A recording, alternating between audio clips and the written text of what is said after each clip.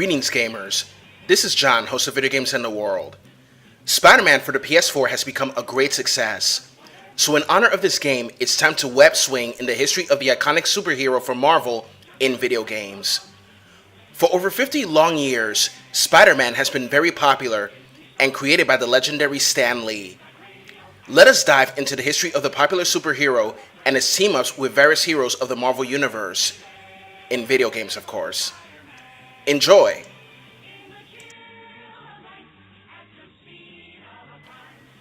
In 1962, with the success of Fantastic Four, Stan Lee, who was the head editor and writer of Marvel Comics at the time, was casting about a new superhero idea.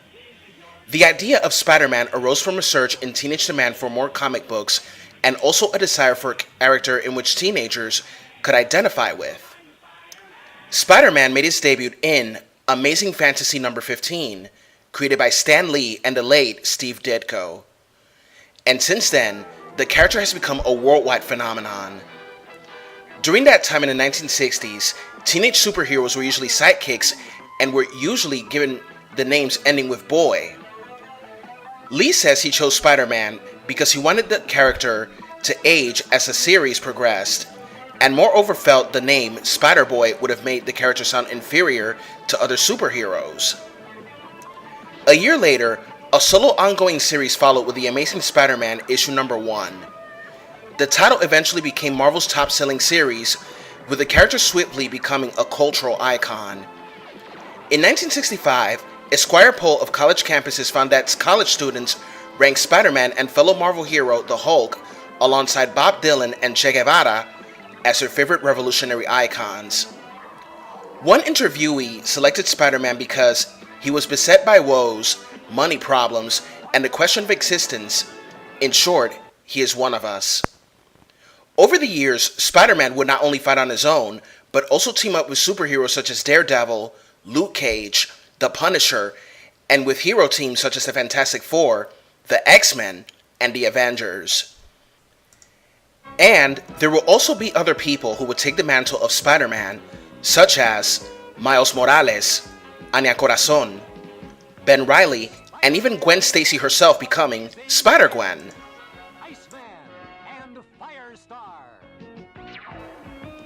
Spider-Man was such a success that it spawned a cartoon series in the late 1960s. But it was not the only cartoon show. In the 1980s, there were 2 Spider-Man cartoons. One cartoon ran for one 26-episode season. The other one had Spider-Man alongside Iceman and Firestar titled Spider-Man and His Amazing Friends on the NBC network for 3 seasons. The 1990s had a cartoon series on the Fox Network's Fox Kids Cartoon Block programming. It was an instant success alongside other Marvel cartoons of that decade such as X-Men, Fantastic Four, Iron Man, Silver Surfer, and The Incredible Hulk. The series later continued as Spider-Man Unlimited, but unfortunately it ended with a cliffhanger that was never resolved after 1 season. Spider-Man also had a CGI cartoon by Mainframe Entertainment, loosely based on the 2002 film Continuity that aired on the MTV network. Neil Patrick Harris voiced the character. In 2008, The Spectacular Spider-Man ran for 2 seasons, with Josh Keaton voicing the character. In 2012, there was an Ultimate Spider-Man on Disney XD with Drake Bell voicing the character, and what replaced it in 2016 was Spider-Man. Spider-Man was not only in cartoons, but in the 1970s it had a live-action TV series that was short-lived with Nicholas Hammond portraying the character. Even Japan's Tokusatsu got into the action by creating a show of its own. Sam Raimi directed the 3 live-action Spider-Man movies. Tobey Maguire will play the character of Spider-Man, while Kirsten Dunst will play his love interest Mary Jane Watson. In the first film, released in 2002, his enemy was a Green Goblin. In the second film, released in 2004, he would fight the villain, Dr. Octopus. To many, the first 2 movies were great, but the third one, released in 2007, was not such a success as the previous ones. A 4th live-action movie was to be made. Unfortunately, it was cancelled in 2010. In 2012, a new Spider-Man movie directed by Mark Webb, was released. It was titled The Amazing Spider-Man, and Andrew Garfield portrayed the character. The film featured the villain Dr. Kurt Connors, the Lizard, and Gwen Stacy. 2 years later, a sequel was released, and Spider-Man would fight the villains Electro, Green Goblin, and the Rhino. Spider-Man would return to the movies in 2016, only this time as part of Marvel's Cinematic Universe. He made his debut in the MCU in the movie Captain America Civil War, where he was played by Tom Holland. Tom Holland starred in Spider-Man Homecoming and was part of the ensemble in Avengers Infinity War and the upcoming sequel Avengers 4. Spider-Man also had novels and books as well that were quite a success. But it also spawned what we shall talk about right now, video games. Spider-Man was not only a hit in comics, but also having live-action shows, movies, and cartoons. Spider-Man first debuted in video games in 1982. The first Spider-Man video game was developed by Parker Brothers for the Atari 2600. This game was an action game that involved climbing buildings, capturing criminals, and disarming bombs set by the Arachnid's hero's worst enemy, the Green Goblin. The game was for 2 players. Although it was repetitive and simplistic, it was nevertheless a success that, to its credit, explored the power fantasy of being Spider-Man. The suit was done right, and also the visuals were quite impressive for its time. 2 years later, there was another Spider-Man video game by Scott Adams using a Quest probe, a planned 12-part adventure series that would feature a different superhero in each episode. But unfortunately, Adams' publishing company Adventure International went under, and the project was put to a halt after only 3 entries, the middle of which featured Spidey, Hulk, and Human Torch, and the Thing featured in the other 2. Players needed to enter simple text commands, look table, talk Mysterio, etc., to navigate Spider-Man through a mysterious apartment building, confronting villains like Sandman and Electro, while collecting gems from Madam Web. Many of the puzzles were illogical, and finding the exact verb-noun combination was often a matter of trial and error. But the biggest problem was conceptual. Nothing says thrilling superhero experience like a puzzle-based text adventure. Due to the video game crash of 1983, Spider-Man would not return for a long time. But then, when the NES and Sega Master System arrived, Spider-Man was back in gaming. 6 years after the crash, a new game titled The Amazing Spider-Man and Captain America in Dr. Doom's Revenge was released for different consoles such as Commodore 64, Amiga, Atari, and DOS PCs. No longer we would see more text adventures or score attack arcade titles. The indefinite future was combat-focused action games from a side-scrolling perspective. This video game is a beat-em-up type of game where Spider-Man teams up with Captain America against the forces of Dr. Doom.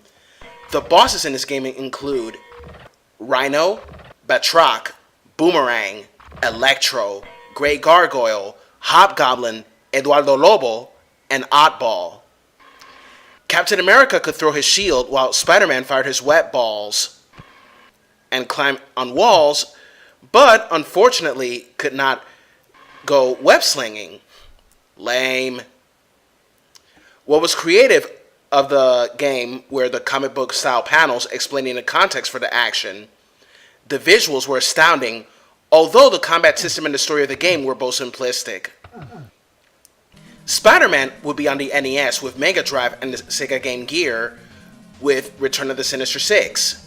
In this game, players would control Spidey through 6 stages fighting different enemies and bosses, such as the Sinister Six, Electro, Sandman, Mysterio, Vulture, Hobgoblin, and Dr. Octopus.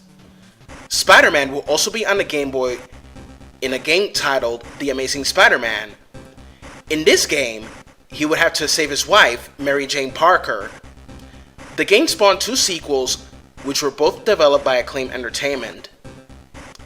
The most popular games in that time were The Amazing Spider-Man vs. the Kingpin, Spider-Man and Venom Maximum Carnage for both Sega and the Super NES, Web of Fire for the Sega 32X, and many more. When you think of games made by LJN, you think of crappy games.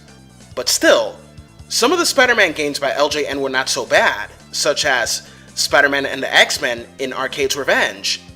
In this game, Spider-Man would team up with the X-Men, a team of mutants, humans with supernatural powers given to them by the X gene.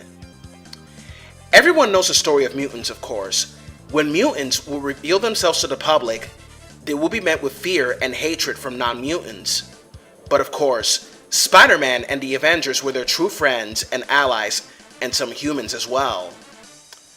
Spider-Man will also be in fighting games as well as beat-em-up games alongside other heroes of the Marvel franchise such as Captain America, Wolverine, Iron Man, and the Hulk.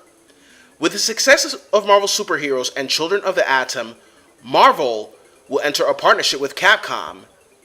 Spider-Man would appear in these following games: Marvel Superheroes vs. Street Fighter, Marvel vs. Capcom, and Marvel vs. Capcom 2 New Age of Heroes.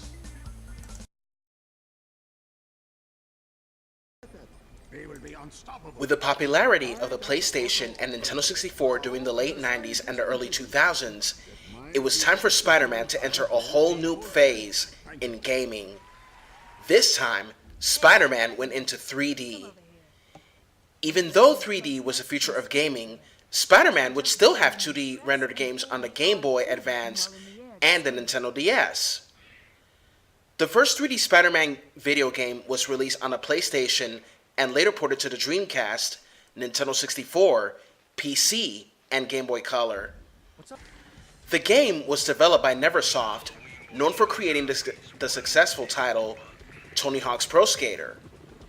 Neversoft's title captured the fantasy of swinging across New York City like never before, allowing players a degree of freedom previously unimaginable. Sure, the streets may have been covered in a yellow fog that would kill Spider-Man if he dropped too low, but being able to do whatever a spider can in 3D space was a landmark moment in the history of superhero video games. Many actors reprised their roles, such as Rino Romano and Jennifer Hale from the Spider-Man Unlimited cartoons. Stan Lee provided the narrating of the game. The second 3D Spider-Man game for the PS1 was its sequel, Enter Electro. This time around, Spider-Man must stop his nemesis, Electro, who is trying to obtain a power source device known as the Bio-Nexus device. Along the way, the player would encounter various boss battles consisting of fights with Hammerhead, Sandman, Lizard, and Shocker. Instead of the typical cameos from the likes of Captain America and Daredevil, this time, Spidey was aided by members of the X-Men such as Professor X, Beast, and Rogue. Players were also given a more robust web swinging mechanic as well as the ability to complete some missions on the ground. An interesting bit of trivia surrounding this game is that the original version of the game featured a final boss atop the Twin Towers. Soon after the release, however, the 9/11 tragedy took place and copies of the game were pulled at the end was retooled to cut all Twin Tower scenes. A cameo including Thor also had to be cut due to his inclusion in the Twin Tower scene. Because of course, 2001 will be the last time those two iconic towers will be standing.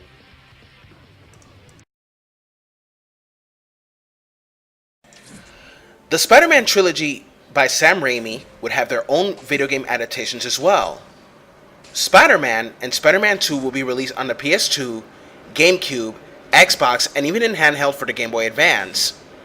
Spider-Man 2 will not only be on the PS2, GameCube, Xbox, and Game Boy Advance, but also in the PSP. The console versions featured open-world gameplay. Gameplay took a huge step forward in this game as New York City was finally opened up to allow the player freedom to swing around the city at their leisure. Players were allowed to follow the storyline which was based on the film, or explore the city and its many side quests and hidden secrets. The game was released on just about every piece of hardware that was capable of playing a game and received generally favorable scores across all platforms. The exceptions were the PSP version, which was criticized for its poor graphics and bad camera angles, and the PC version, which didn't follow the story of the other entries and wasn't liked by much of anybody. Spider-Man 3, just like the film of the same name, the video game did not fare as well as critically as did its predecessors. Releasing on every system known to man, the gameplay was largely a holdover from Spider-Man 2's open-world concept, with an even larger Manhattan to explore.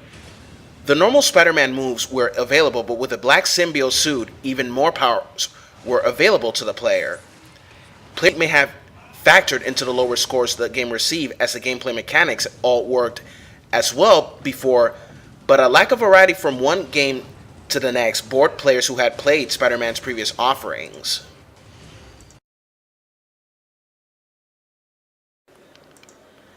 Treyarch created a Spider-Man video game titled Ultimate Spider-Man in 2005.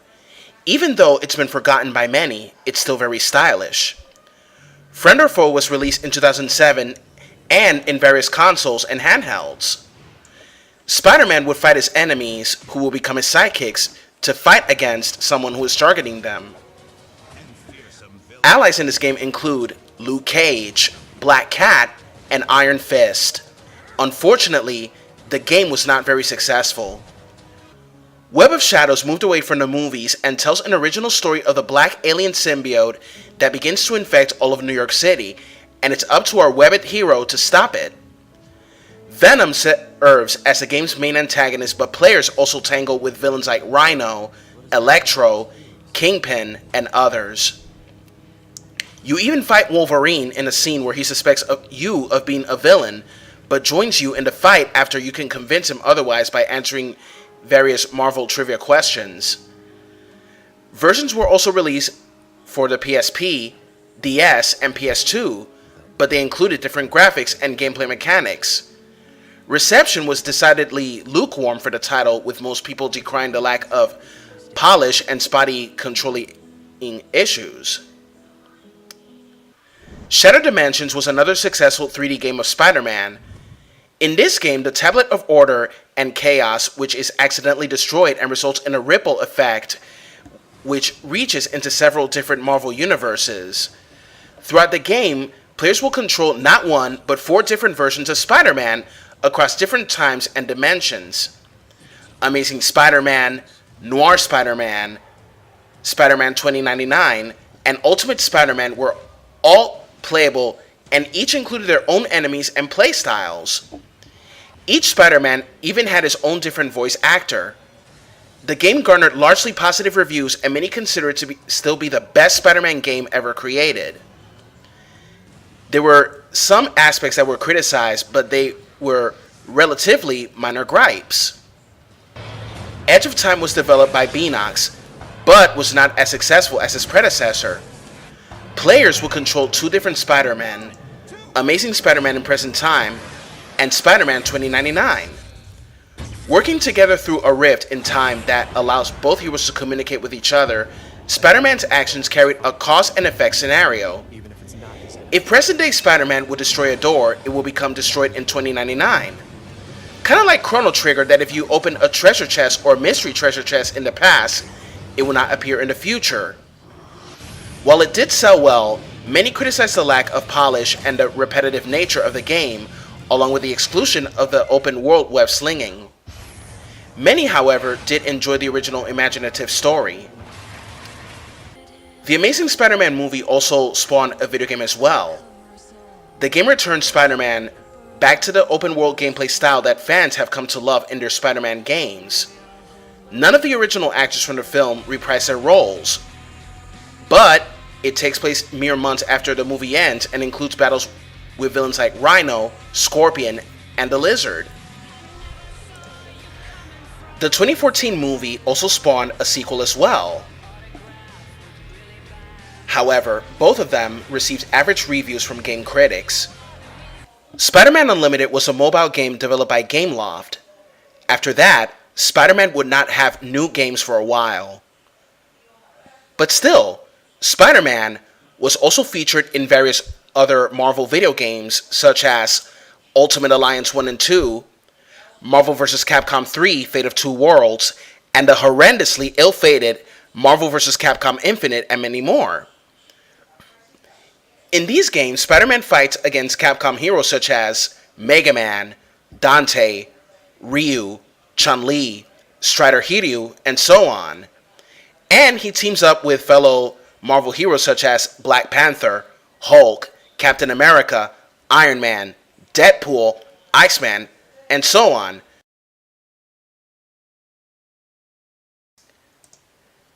Marvel Spider-Man, or simply Spider-Man, is a video game exclusive to the PS4. The game was first announced during Sony's E3 press conference on June 3, 2016. Marvel Entertainment approached Sony Interactive Entertainment wanting to create a Marvel game and treat it like an SIE exclusive title. Sony discussed it with Insomniac Games, known for developing games such as the Resistance Trilogy, Spyro, Ratchet and Clank, and so on. Brian Intihar served as the lead creative director of the game, while Ryan Smith serving as the game director. For an Insomniac video game, it featured a very large production team of developers to create the game. The game first featured a gameplay demo at E3 2017 and received positive feedback. It was then announced the game would be released in 2018. The game went gold on July 30th of this year and was finally released in September. What made many Spider-Man fans so happy is that Miles Morales was featured in the game.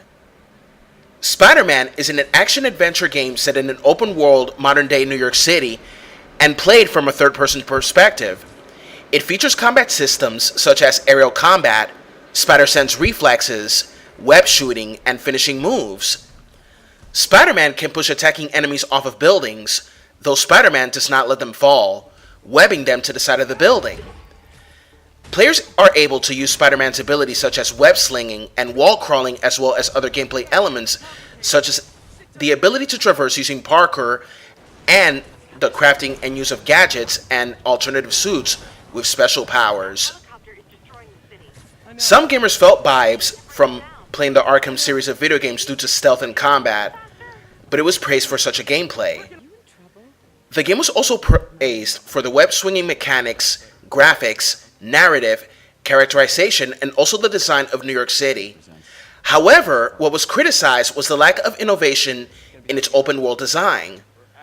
Another thing that disappointed many gamers was that the game was a PS4 exclusive and not able for Xbox One. But who knows what the future might bring, right? Maybe with the success of this game, there could be an Iron Man video game or a Captain America video game for Xbox One or something like that. But hopefully, there will be future Marvel games as successful in Spider-Man, not just for PS4, but also for Xbox One and the Switch. But as they say, ladies and gentlemen, tomorrow never knows. And finally, in conclusion, Spider-Man continues to wow comic book aficionados and gamers alike with a web-swinging hero in various video games. Stan Lee and Steve Ditko brought us a hero that we have bonded with for years. For more than 50 years, he's been an icon. We've had toys of Spider-Man and also seen his various cartoons, movies, and so on.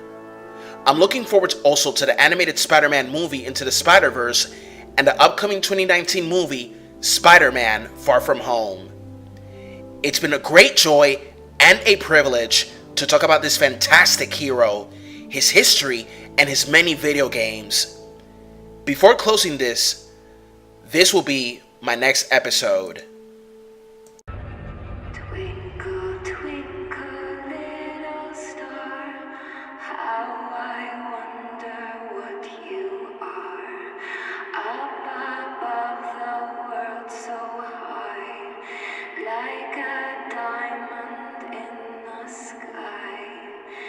When the blazing sun is gone, when the nothing shines upon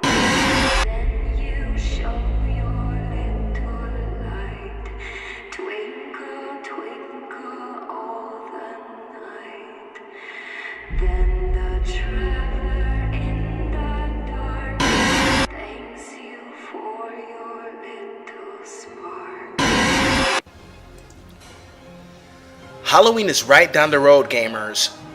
So, what you have seen will be my next episode, Dead Space History. Until next time, gamers, this is John, host of Video Games and the World. Have a good one. Bye-bye.